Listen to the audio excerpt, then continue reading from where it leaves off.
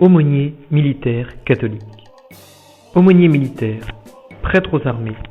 Contradiction ou évidence? Qu'est-ce qu'un aumônier militaire catholique? D'où vient-il? Que fait-il? Comment rendre compte de son existence?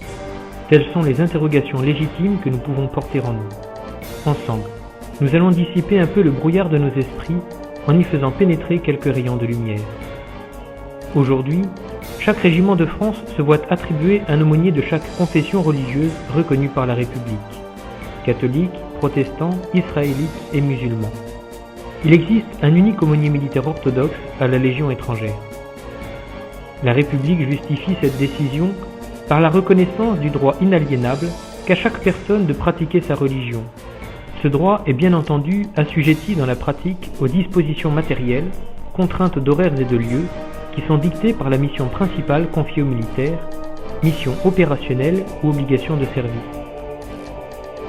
Les convictions religieuses et leurs manifestations cultuelles ne viennent donc pas entraver la mission du militaire. Bien plus, elles peuvent l'aider à accomplir sa mission en lui donnant un sens personnel. Il ne suffit pas de faire le bien, encore faut-il bien le faire. Mais rappelons-nous, aux origines du christianisme, il était interdit aux chrétiens de faire partie de l'armée romaine. Aujourd'hui, ce sont les prêtres catholiques qui demandent à servir sous les drapeaux. Conversion? Trahison? Ou simplement évolution du contexte?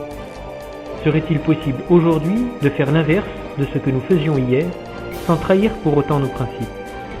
Survolons maintenant 2000 ans d'histoire des rapports entre le sabre et le goupillon. Le christianisme, c'est d'abord le Christ. C'était la 15e année du règne de l'empereur Tibère. Ponce Pilate était gouverneur de Judée. Hérode était responsable de la province de Galilée, son frère Philippe de la province d'Iturée et de Traconitide, et Lysias avait en charge la Bilène. Anne et Caïphe étaient grands prêtres cette année-là, lorsque la parole de Dieu fut adressée à Jean, dit Jean-Baptiste, fils de Zacharie, dans le désert. Celui-ci proclamait la venue du Messie, en hébreu, ou Christ, en grec, en la personne de Jésus. Jésus était né une trentaine d'années auparavant, peu avant la mort de Hérode le Grand, à Bethléem de Judée, village d'origine du roi David. Selon les Écritures, le Messie est Dieu lui-même, incarné, venu au contact de l'homme pour guérir son cœur enclin au mal et ainsi le sauver de la mort spirituelle. Dieu est amour, il est une inséparable relation d'amour entre deux personnes, le Père et le Fils, qui en engendre une troisième, le Saint-Esprit. Dieu crée toutes choses par amour, y compris des personnes angéliques et humaines, douées d'intelligence et de volonté, capables du choix libre de l'amour.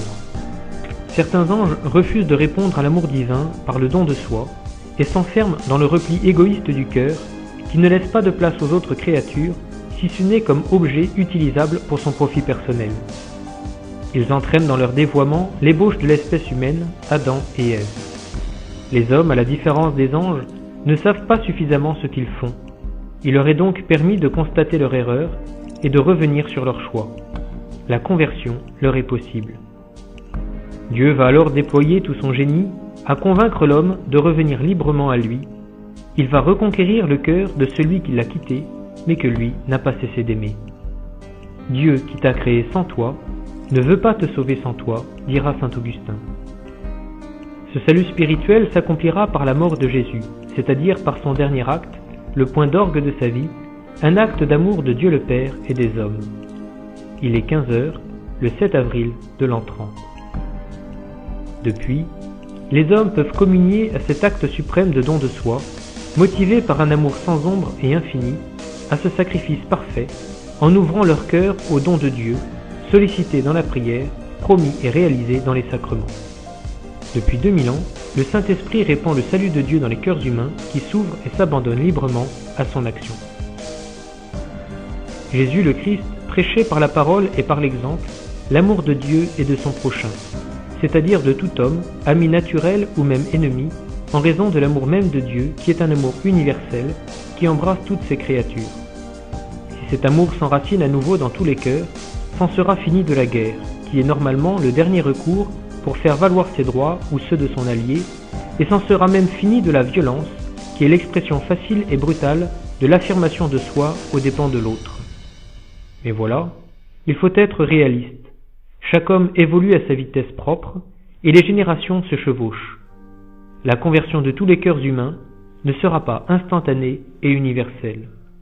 Dans le champ planétaire, il y aura toujours de l'ivraie et du bon grain qui se côtoieront.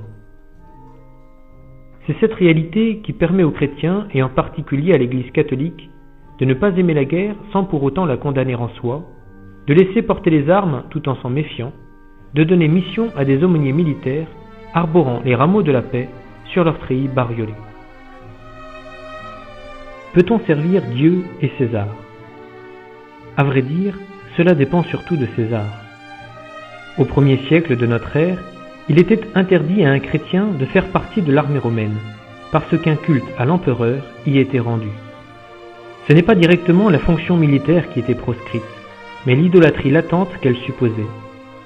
En fonction des époques et de la consistance variable du culte impérial, les soldats qui se convertissaient au christianisme, ou les chrétiens qui voulaient servir dans l'armée ou la fonction publique, eurent ou non à faire un choix radical entre leur foi et leur métier. De la persécution des chrétiens au baptême de l'empereur romain, puis du baptême de Clovis à la Révolution française, de la reconnaissance des cultes à la séparation des églises et de l'État, le statut de l'aumônier militaire a beaucoup évolué en 2000 ans d'histoire, avec néanmoins une constante dans la définition de sa fonction. L'aumônier est là pour prier pour les soldats, leur assurer la pratique du culte et les assister à leur dernier souffle. À notre époque contemporaine, après 2 guerres mondiales, des guerres idéologiques sur fond de décolonisation, la fondation de l'ONU et la disparition des blocs, les types de conflits armés dans lesquels la France est engagée ne cessent d'évoluer. Un épisode récent illustre la place de l'aumônier militaire de nos jours. En 1978, la Légion saute sur Colvézi afin de protéger ses ressortissants. L'aumônier du 2e Rep, le père Lallemand, est de la partie. Il s'engage comme brancardier pour pouvoir faire partie de l'opération. Sans hésiter, il saute avec les hommes. Il est là. Voilà en peu de mots la mission de l'aumônier militaire décrite. Être là. Être là auprès des hommes pour prier pour eux, leur donner la grâce divine, leur indiquer au besoin la conduite morale à tenir, répondre à leurs questions, entendre leurs doutes, soutenir leur courage. Être là, gage tangible que Dieu ne ferme pas les yeux, qu'il n'abandonne personne. Être là, comme Dieu est là. Ce qui est vrai au front l'est aussi dans la vie de garnison. Le prêtre est là aussi pour assurer le culte, répondre aux interrogations, catéchiser grands et petits, baptiser ou préparer au baptême, marier ou préparer au mariage, porter chaque militaire et sa famille dans son cœur et dans sa prière. Le rythme de vie du militaire, les contraintes de service, les absences hors de France, font qu'il a souvent du mal à s'adapter aux exigences posées par la paroisse de son lieu de résidence. L'aumônier militaire catholique est à sa disposition. C'est l'aumônier qui se plie aux contraintes du militaire et non l'inverse. N'hésitez pas à prendre contact avec votre aumônier ou à lui sauter dessus quand vous le voyez passer au régiment. Vous serez toujours bien reçu, il est et il demeure à votre service.